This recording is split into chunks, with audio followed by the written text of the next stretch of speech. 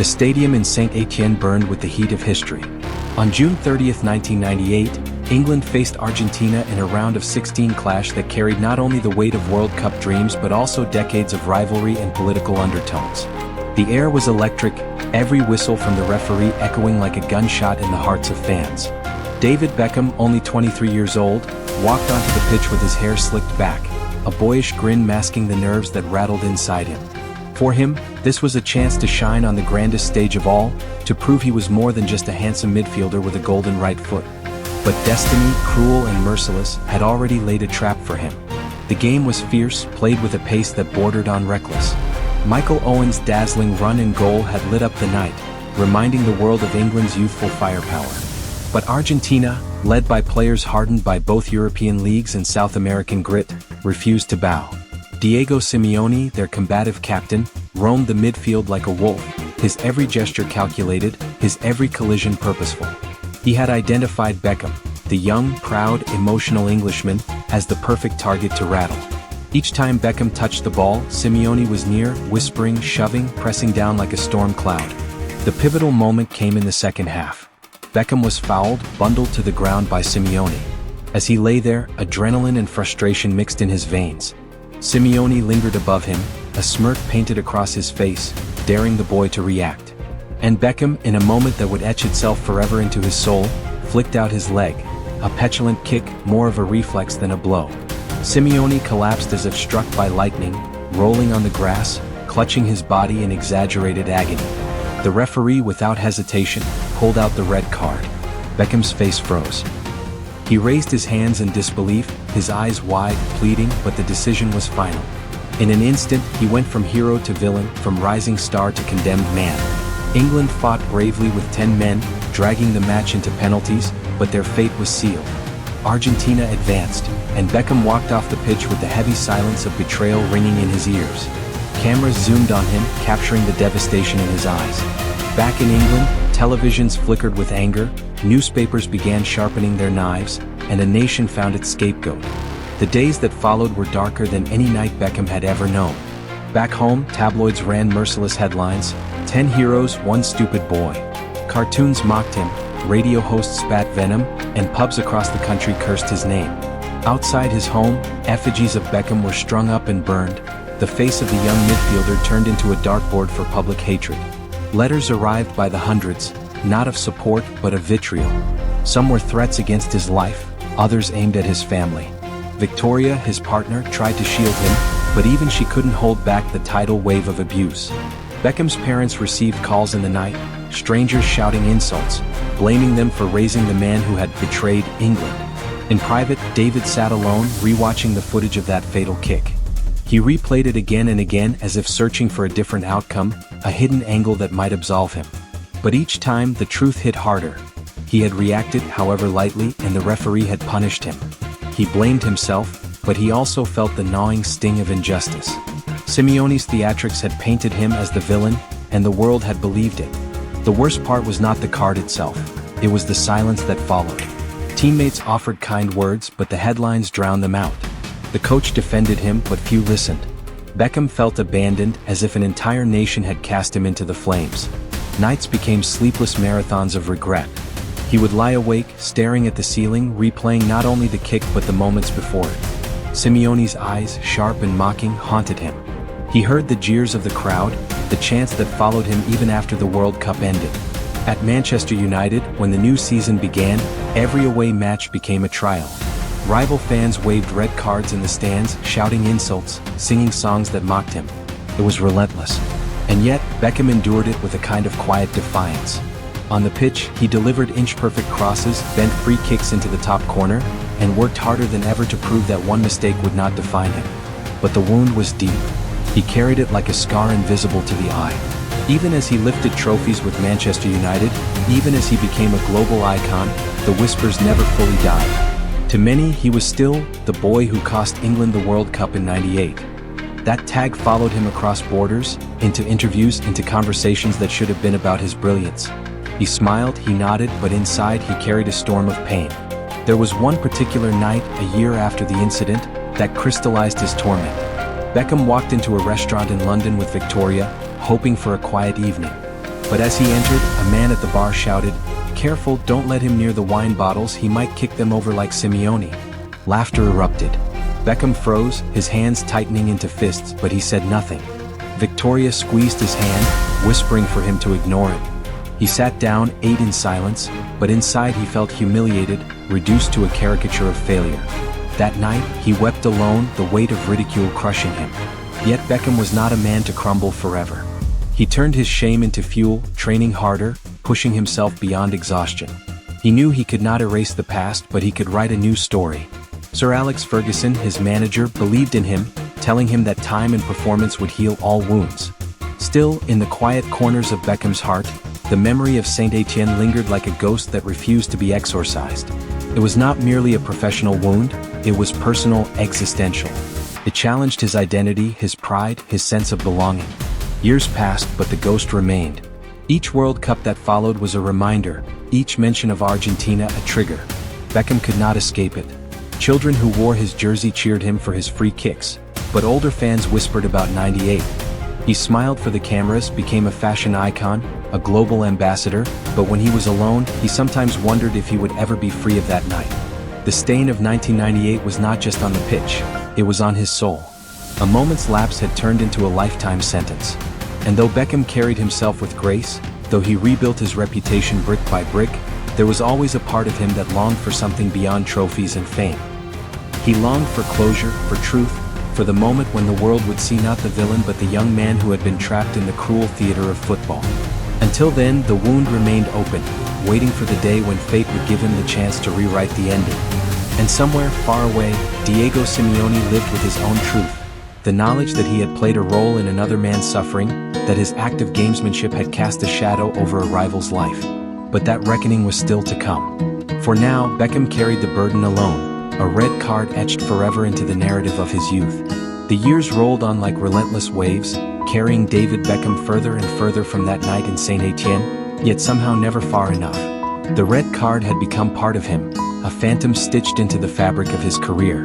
No matter how many trophies he lifted, no matter how many free kicks bent like poetry into the top corner of the net, whispers of '98 trailed him like shadows at dusk. To the outside world, Beckham was flourishing. At Manchester United, he helped deliver the treble in 1999, etching his name into football immortality. Later, his move to Real Madrid turned him into a Galactico, one of the sport's most marketable icons. But inside, in the private chamber of his soul, the wound still bled quietly. He remembered vividly one night at Old Trafford. It was the Champions League quarterfinal, a high-stakes game under the floodlights. The crowd roared, and Beckham, as always, delivered with precision. After the final whistle, a young boy with a Manchester United scarf ran up to him, asking for an autograph. Beckham bent down, signed the shirt, and smiled. Then the boy whispered innocently, "Why did you kick that Argentina player back then?" The words pierced through his armor. The boy had not meant harm, but for Beckham, it was proof that the stain was etched into the collective memory. Even children who had not been old enough to watch the match knew the story. He walked back to the dressing room with a hollow smile, carrying once again the weight of history. Years later in Madrid, it was no different. Spanish fans adored his style, his crosses, his humility, but even there, the ghost of 1998 occasionally resurfaced. Rival supporters, especially when Real Madrid faced Atletico, would taunt him, "Roja, Roja," waving imaginary red cards in the stands. Simeone, now a seasoned professional nearing the end of his playing career, occasionally appeared in the same stadiums, and Beckham could feel the invisible thread tying them together, a reminder of the script neither of them could escape. They never spoke, never exchanged words, only exchanged glances heavy with unspoken history. Simeone carried on, Beckham carried on, but between them stood that one night in France. Back in England, the press never forgot. Every international tournament was a chance to recycle the old footage. Before Euro 2000, BBC ran a segment of England's World Cup memories, and inevitably the clip of Beckham's kick played again. The commentary was merciless, the petulance that cost England. Beckham sat at home watching, fists clenched, while Victoria tried to change the channel. "Don't," he said quietly. "Let me hear it." It was his punishment, he believed, to hear the world's condemnation over and over. The guilt, though dulled by time, was never gone. The worst moments were the casual ones. A fan in an airport, joking with friends, "Don't annoy Beckham, he might kick you like Simeone," or a tabloid article about another player's red card with the headline, "A New Beckham Moment?" It was as if his name had become shorthand for foolishness, a cultural reference point for failure. He hated it, but he bore it, never publicly lashing out, never blaming anyone else. That, perhaps, was his redemption. He shouldered the blame even when the blame was not entirely his. Yet privately the anger festered. He would sometimes sit in his hotel room after games, staring out the window at the city lights, wondering how different life might have been if the referee had simply given a yellow, or if Simeone had stayed on his feet. Would his career have been remembered purely for glory? Would he have walked freer, lighter? Instead, he felt as though he carried a chain. It made him resilient, yes, but it also left scars invisible to cameras and magazines. The turning point came one evening in London years after his move to Madrid. Beckham had been invited to a gala, a charity event honoring athletes for their contributions off the pitch. He wore his sharpest suit, smiled for the photographers, shook hands with sponsors. It should have been a night of celebration. But midway through, as he stood at the podium to present an award, a voice cut through the polite applause. From the back of the hall, a man shouted, "You cost us the World Cup, Beckham. Simeone made a fool of you." The words hung in the air like a dagger. Security moved quickly, escorting the heckler out, but the damage was done. Beckham's hands trembled slightly as he gripped the microphone. He forced a smile, continued with his speech, but the rest of the night felt poison. Later, in the car, Victoria touched his arm. "David, it's been years. You've done so much since then. You can't let them hurt you forever." He nodded, but inside he knew. It still hurt because he had never faced it, never spoken about it with the one man who knew the truth, Diego Simeone. That night he couldn't sleep. He opened a drawer in his study where he kept memorabilia. Jerseys, photographs, medals. Buried beneath the glittering artifacts was a folded newspaper clipping from 1998. The headline screamed, "Beckham, the boy who betrayed England." He had kept it, perhaps as a reminder, perhaps as a punishment. He unfolded it, stared at his younger face printed on the page. The eyes were haunted even then. He whispered into the silence, "I was just a kid." His voice cracked. For the first time in years, he allowed himself to cry openly, shoulders shaking as the old pain resurfaced. The following day, training with his club, he poured his anguish into the ball. Every free kick, every sprint, every tackle was sharper, more furious. Teammates noticed his intensity but said nothing. Football was his therapy, the only place where he could silence the noise. Yet even football could not erase the whispers. They lingered, insidious, waiting to resurface whenever the cameras sought a narrative. The wound remained unhealed because it was not only about him. It was about England, about a nation's disappointment, about millions who had projected their hopes onto his shoulders. He had let them down, or so they believed, and no number of league titles could rewrite that belief. What he longed for, deep in his heart, was not applause, not trophies, but acknowledgement of the truth. He longed for Simeone to say publicly what Beckham already knew, that the incident had been exaggerated, manipulated, that he had been made the villain in someone else's play. Until that day came, Beckham's soul would remain restless. One afternoon, while driving through London, Beckham stopped at a traffic light. A billboard loomed above, advertising an upcoming documentary on England's greatest football matches. The poster showed Owen's famous goal against Argentina, but in the corner, almost as if mocking him, was a small image of Beckham walking off the pitch, head down after the red card. He stared at it until the light turned green. The driver behind honked, and Beckham pressed the accelerator, but the image burned into his mind. He realized then that he could never escape this ghost by running from it. It would follow him until he faced it head-on. Still he waited. He buried the longing deep, carried on with his career, his endorsements, his growing family. He smiled for the cameras, represented clubs across continents, became a symbol of style and professionalism. But behind the charm, behind the carefully managed image, the boy from 1998 still lived, hurt, misunderstood, waiting for closure. And though he could not know it yet, fate was quietly arranging the moment when the truth would finally emerge, when the wound would at last be given the chance to heal. It was supposed to be an ordinary evening, one of those glittering galas where retired footballers, managers, and executives gathered in tuxedos to raise money for charities and toast to the beauty of the game. The year was well into the new millennium, and David Beckham had long since become a global icon. His hair was neatly parted, his suit immaculate, his aura commanding respect wherever he went. Yet as he entered the Grand Hall in Monaco, surrounded by chandeliers and cameras, he felt the old restlessness stir inside him. Events like these always carried the risk of the past resurfacing, of questions whispered, of memories he would rather leave buried.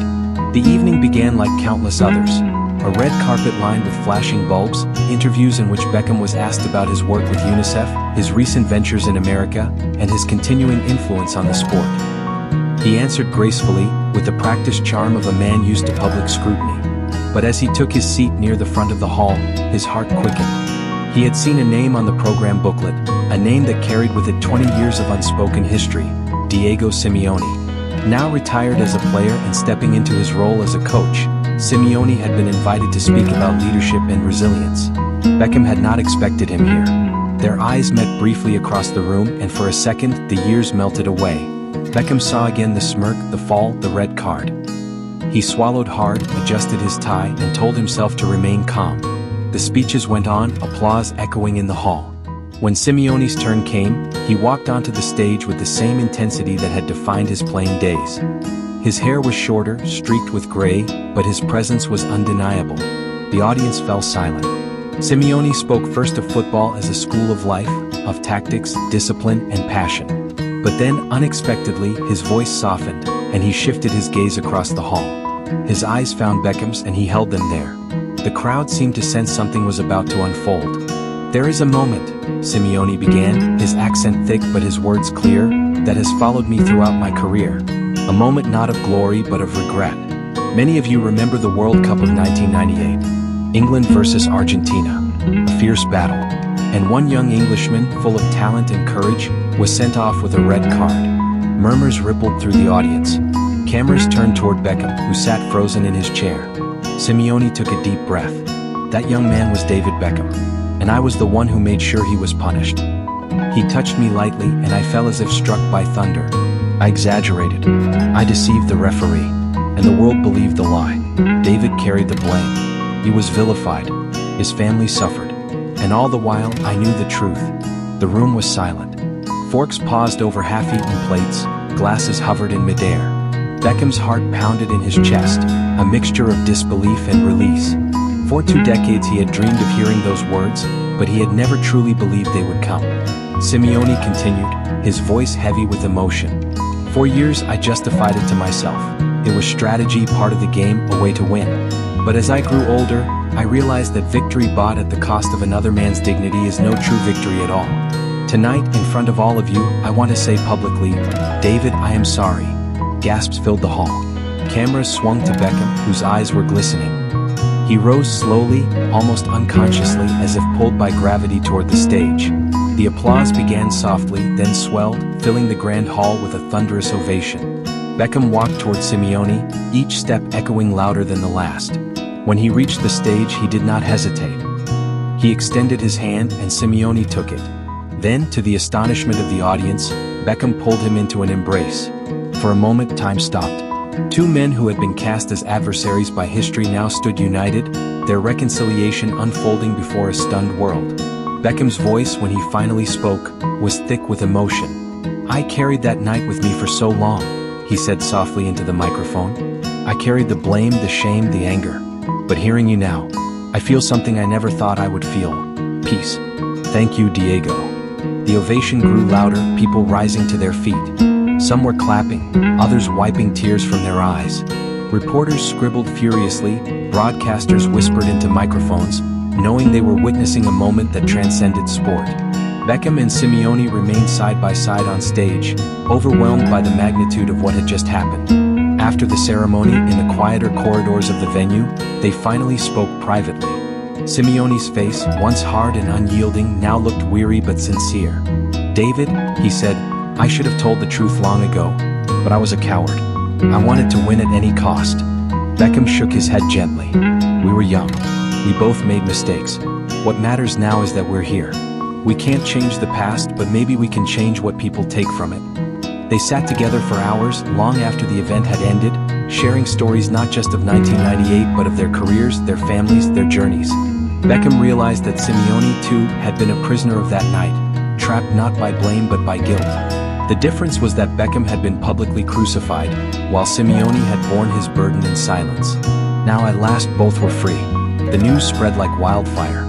Headlines the next morning read, Simeone confesses, Beckham vindicated. Social media buzzed with clips of the speech, the embrace, the tears. For many, it was a moment of catharsis, a rewriting of history in real time. Supporters who had once cursed Beckham sent messages of apology. Former critics admitted they had judged too harshly. Even England's tabloids, so quick to vilify, now hailed him as a symbol of resilience and forgiveness. But for Beckham, the true victory was not in the headlines. It was in the quiet stillness of his heart, where the wound of 1998 finally began to close. He no longer saw himself as the villain of that story.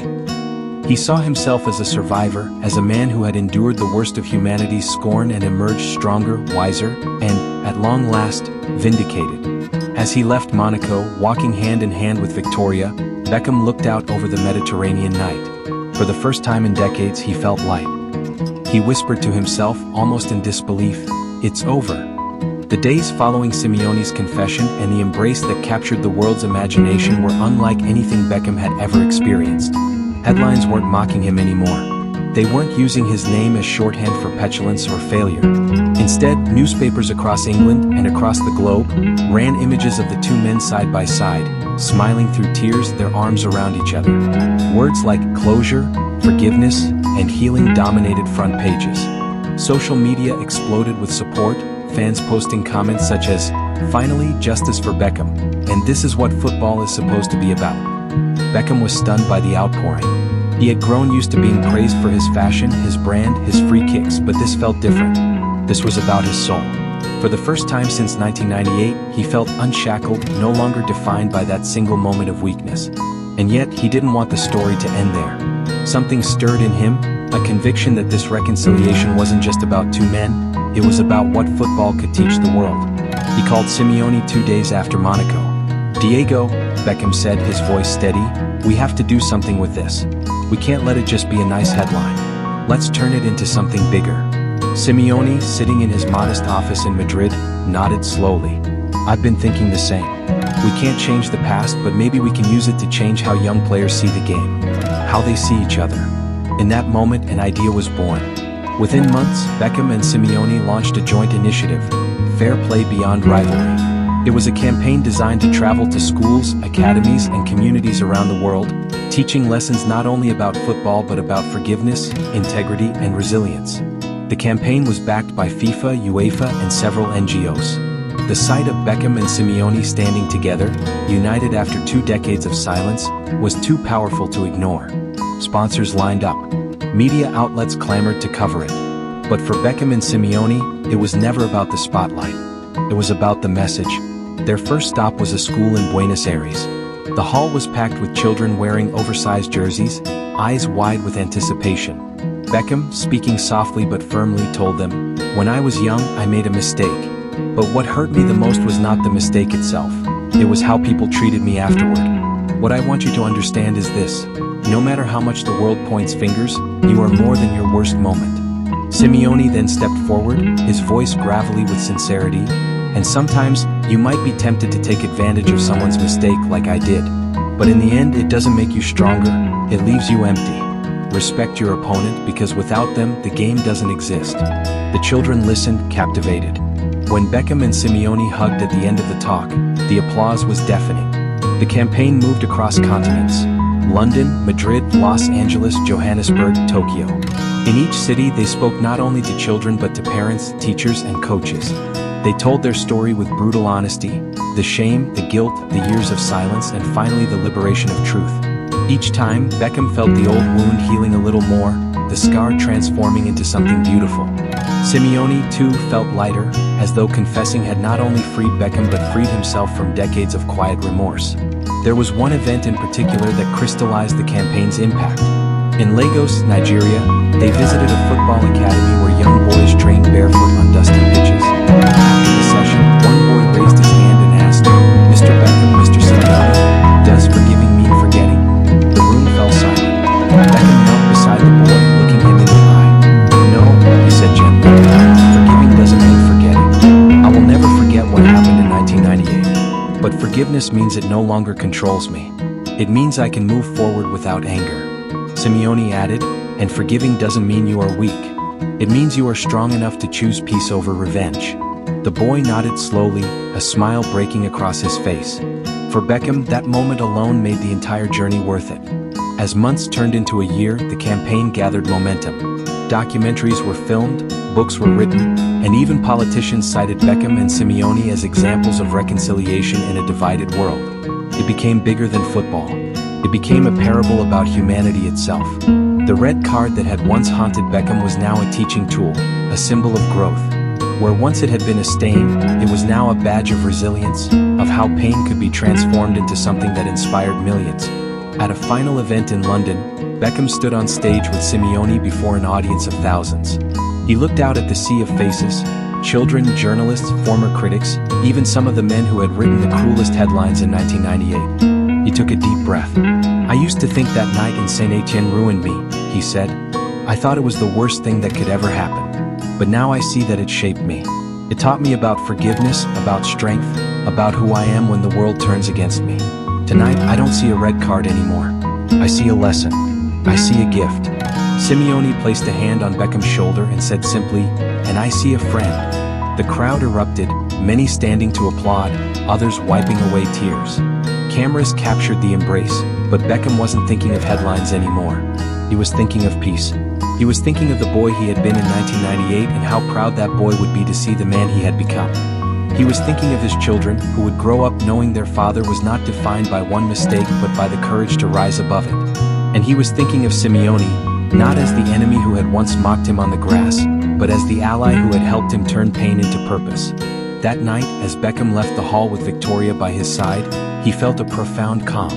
For 20 years he had carried a ghost. Now the ghost had become a guide.